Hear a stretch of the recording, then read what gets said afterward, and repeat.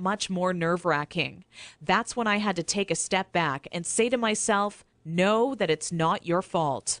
There are people who teach you how to go through giving birth and people who show you the proper way to hold and burp your child, but no one prepares you for potty training. It's all a bunch of personal opinions and hearsay when all you really want is an exact plan to follow that'll do the trick and do it fast.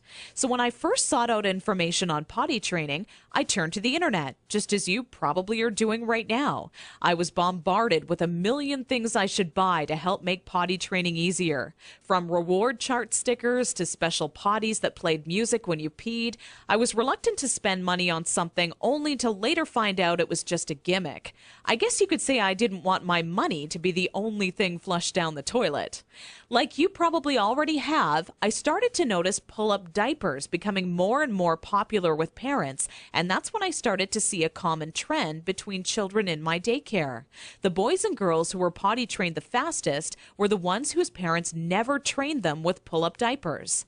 After months of seeing this occur time and time again, I was convinced pull-up diapers simply don't work. If there's one thing I refused to do when potty training my daughter Emily, it was putting her in pull-up diapers. But I had to ask myself why so many parents are getting aboard the pull-ups bandwagon.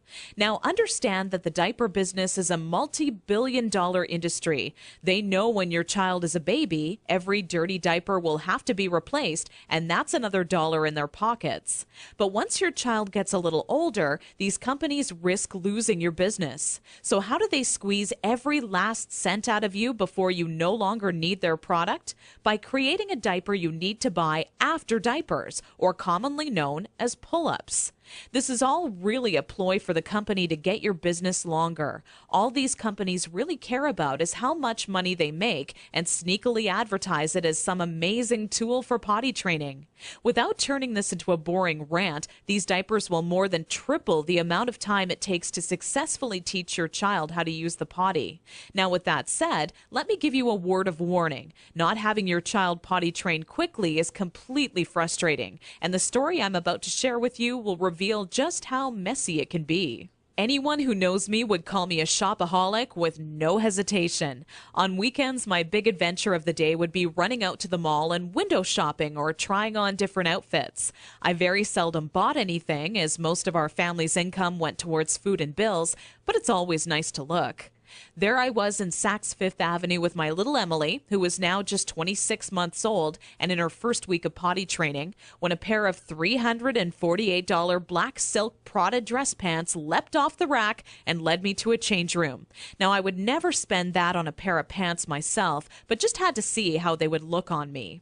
They were a perfect fit, and as I turned my body from left to right, my eyes would stay glued to the mirror, admiring myself in the pants from all sides. You see, what made trying to potty train Emily on my own without a plan so frustrating was that I had no idea how to make her tell me when she needed to go potty. While my eyes were fixed on the mirror, Emily quietly had an accident all over the changing room floor without me even noticing.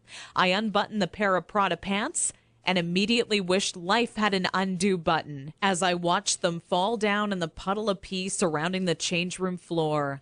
Needless to say, not knowing exactly how to potty train my child ended up costing me not just $348 on a new pair of pee-soaked pants, but total and utter embarrassment. I will admit, at that point, all I wanted to do was cry. Instead, I used my pain to light a fire within me and decided to find out exactly how to quickly potty train any child so Emily would never have an accident in public again. With my newly found motivation and stumbling upon my discovery between parents who used pull-ups compared to those who didn't, I knew that my daycare created the perfect setting to experiment with what actually works when potty training and what doesn't. What clicked in my mind one day is that for years, potty training had been one big puzzle. You know how the picture will look in the end, a potty-trained child, but have such a hard time solving the puzzle because you're not sure what pieces are needed or how they fit together. For the next 3 months with Emily, I tried every possible tip, trick, and method out there. During this time, I faced countless accidents, and it easily became the most challenging, frustrating, and embarrassing time in my career as a mother. It wasn't until Emily reached 29 months old she became fully potty trained.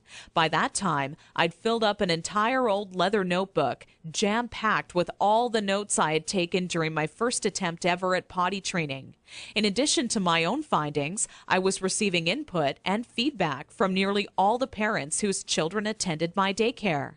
On paper, it started to become clear to me what methods were effective and worked time and time again for families.